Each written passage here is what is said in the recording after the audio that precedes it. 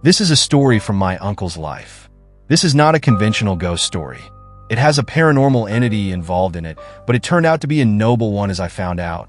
It was back in 1996, November 17th, when I was 21. I was on my way home to Harnai to visit my grandparents' house in Konkan region. I had left Mumbai late in the afternoon and had a flat tire on way, so was delayed unexpectedly. Harnai is a famous beach village in Konkan. There are two routes to go to Harnai. One via Keed, Dapoli, where you take NH3 up to Barananaka, and other via Goregang Vambat Mandanga Kelshi and Jarl, where you leave an H3 at Toll and take inner route after Goregaon. This is a short but pretty deserted and lonely route in the night. As I was getting late, I took this route. It was about 11:30 p.m. when I was on outskirts of Mandangat on way to Kelshi. I was surprised to see a girl waving her hand to my car. There was a small hill on right side of the road and a house at some distance from where the girl may have popped up. Nevertheless, I stopped my car. The girl was about 15 to 16 years old. Coming close to passenger side seat, she knocked on the glass. I pulled down the glass and looked at her. She was strikingly sweet-looking girl, and there was a feeling of calmness on her face. She was wearing a salwar kameez with the dupatta wrapped around her ears to prevent the cold. I asked her what was the matter, to which she replied, "I need to go to Anjarl urgently. Will you drop me?" I was bored on a long drive of about 7 hours and the delay anyway. And since Anjarl was on my way, I decided to give her the ride. At least I have found someone to talk to than just listening songs and driving. She sat on the passenger seat and we moved on. We started talking after some time. Her name, she told, was Ratna, and she had gone to see her uncle at Mandangat. She had missed the last bus that leaves at 10 in the night and had to reach Anjarl urgently, as she was in 10th and had an early morning school.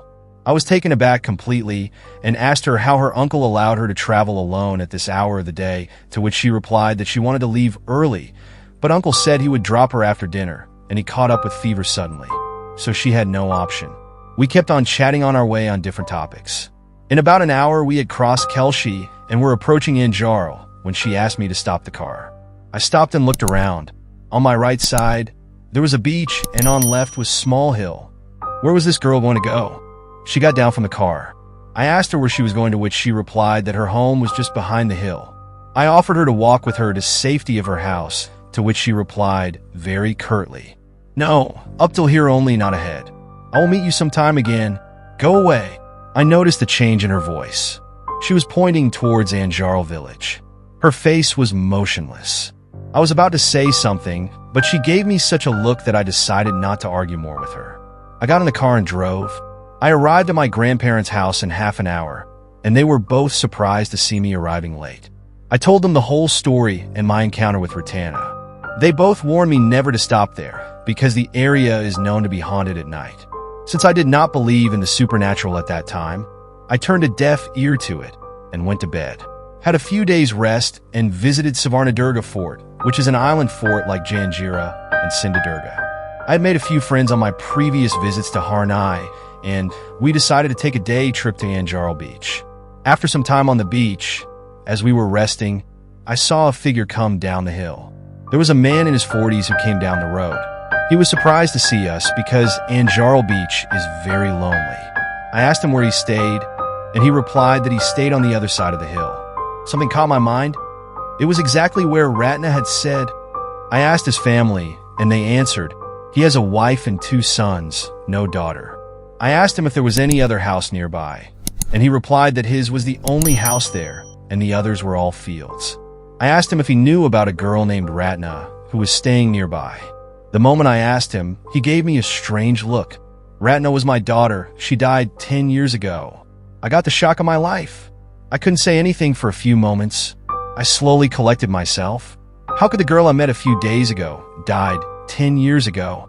I told him that I had left Ratna at the same spot 2 nights ago. He looked at me strangely. I told him the whole story of how I picked him up at Mandangat after his uncle fell ill suddenly and missed the last bus. He listened carefully and told me the other side of the story. Ratna was actually coming from Mandangat on the night she died. Her brother was in Mandangat at the time when he fell ill, and Ratna had boarded the car after missing the bus. The car had crashed at the same spot because the driver was tired and fell asleep while driving. He survived with multiple injuries, But Ratna died instantly. I was still not convinced. It could be that the girl I was talking about was another girl with the same name, Ratna. I went with him to his house on the other side of the hill. The moment I entered his house, I saw a picture of a girl on the wall with a flower garland around it. Undoubtedly, this was the same girl I had met a few days before. She was a farmer's daughter who died 10 years ago. As I stood there, a thought suddenly occurred to me. What would have happened if I had insisted on taking him home? How would he react to this? I had met him on November 17th, and to his surprise, his brother said that it was on the same day that he ended 10 years ago. A cold sweat ran down my spine. I carefully asked the family if anyone had encountered or felt his presence around, or had anyone seen him like I had in the last 10 years, and they all said no. At Anjarl and the village of Harnai, and also at Kolshi, during my stay I made some inquiries as to whether anyone had boarded a girl from Mandangit. I could not find a single person who met him. After my vacation was over, I went back to my house on the same road. I could not separate his thoughts from my mind, and I tried to clarify as much as possible. I had no doubt in my mind that the girl I had met was a farmer's daughter, as I could clearly tell from her photograph. The details he told me about his activities the night he died matched perfectly with the night 10 years ago. Some of the questions that stuck in my mind: where was he in these 10 years? What made him suddenly come back after 10 years? Why, of all people, did he meet me on that day exactly 10 years after his death? Why did he say, "I will see you again"?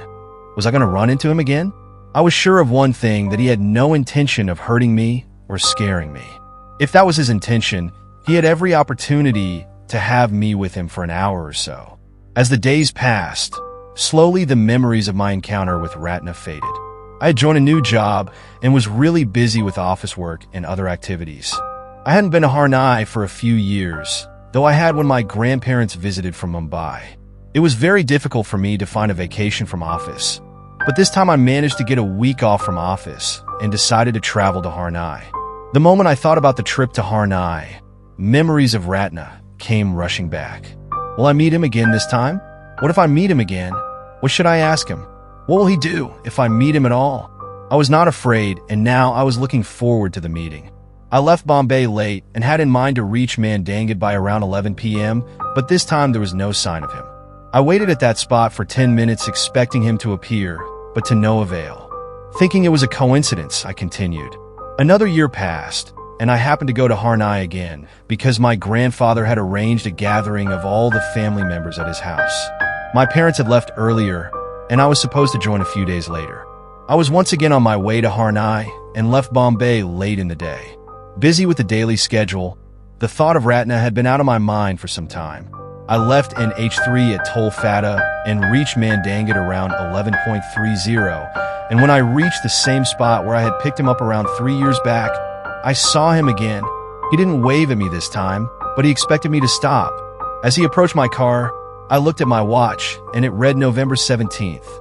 He calmly opened the car door and got in without saying a word. It was the same shirt he was wearing and the same calm manner 3 years ago.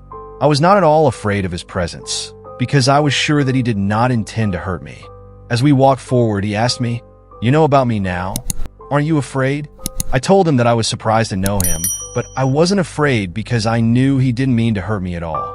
He nodded in understanding, but warned me that not everyone is like him, and some are really mean. I had a lot of questions in my mind after my first meeting with him. I had developed a strong interest in the supernatural world and had read many things and met few people in this field. And now I had a supernatural being sitting right next to me in my car. This situation was unique. I started asking questions one after another, and he answered all of them with detailed information. The information he gave me was too detailed to give it all here. As I had already read many books on the subject, it was a confirmation of what I had read from him. He told me exactly what happens at death and immediately after. I asked him where he was 10 years after his death, in our first meeting, to which he replied that he was present in the Bovar Loch in the form of Sukshma Sharira, small body, made up of thin air. Why he chose me to connect with after 10 years, he replied, was because I was the first person he was able to connect with on a subconscious level. There was another relationship between us which he did not disclose. Interaction with a supernatural being is not possible for everyone, and vice versa. Supernatural beings can't communicate with everyone either.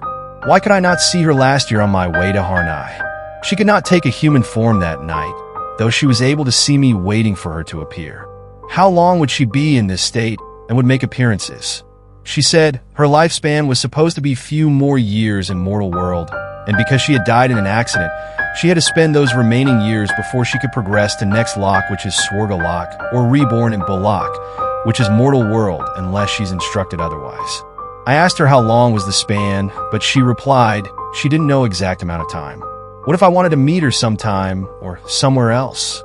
She said that she had no restriction of place, but she cannot meet me frequently whenever I wanted to, as it would be interfering with the strict restrictions to which every paranormal entity is bound to and would prolong her stay in Beaverlock. We had reached the spot where she had died, and she recounted the whole incident to me, how it had happened. She had died instantly after she was thrown out of car after the accident, and her head had hit a stone. We continued our conversation for some time. She had been helping people near death to get used to paranormal life after their death, as this was her assigned task. After some time, she said it's time for her to go now. I asked her, "Will you meet me again?" She replied that she can meet me anywhere, as she had said earlier, but I have to be very careful to be alone, and it can be preferably after evening. Also, I have to ensure that the meetings are not frequent. I assured her that I would not want to interfere in her world and would be glad to meet her when it is possible for her, and she herself appears before me again. I got in my car and moved on. I had met her for a second time. I didn't have any encounter with Ratna for a year or so after that. My dad had retired from office, and we were looking to get a new home in suburbs. We had almost finalized down on an apartment and were about to sign a deal. After discussion with the property dealer for the price and bank regarding the loan, I came back home exhausted after a long day. I have a habit of taking a walk after dinner. As I was too tired that day, I just went to the terrace of my apartment for a stroll. As I entered the terrace, there was nobody there. I began walking up and down on the terrace, and as I started my third round, I saw someone standing on the other corner. I wondered who it can be, as I had the door behind me, and was certain that whoever it was didn't come that way. Walking at a normal pace, I reached over near that person, and it was none other than Ratna. She had appeared on my terrace this time. I was happy to see her again, but before I said anything, she said very curtly, "Don't go there. I came today only to tell you this. It is not a good place for you." I was startled. Why did she say that? It was a really nice apartment, and we had bargained a lot with the property dealer, and I had taken enough pain to get loan from the banks, and now this girl was putting me off. I asked her why she insisted me on not taking that apartment, but she refused to give me any details. She flatly told me that it was not good for me and my family. That's all. I could sense a definite concern and urge in her voice about stopping us to move there. That moment itself, I decided to cancel the deal. I told her I won't go there, at which point she smiled and just went away to other corner of the terrace, and as I was watching, she just mixed away with thin air and disappeared. Later on, I came to know that previous owner of the apartment had committed suicide, and prior to that, there was a murder that had occurred in that apartment. Perhaps that was the reason Ratna wanted to keep me away from there. I had few more encounters with Ranta. I asked her once if I can take a picture of her, but she refused. She had told me many details of life beyond death and different kinds of paranormal entities and about the powerhouse we call it as God. My wife also happened to see her once before we were married. I clearly remember the date, as it was September 10th, 2005, the last time we had seen her. She told me that time had come for her to move to a different life, and we won't meet again. She blessed us and left without ever coming back. To this date, I have never seen her again. I hope wherever she is, in whatever state, she stays happy. I wonder what it was between two of us that kept her bringing back again and again. I only guess that there was some sort of relation between us for sure. I guess ghosts aren't half as bad.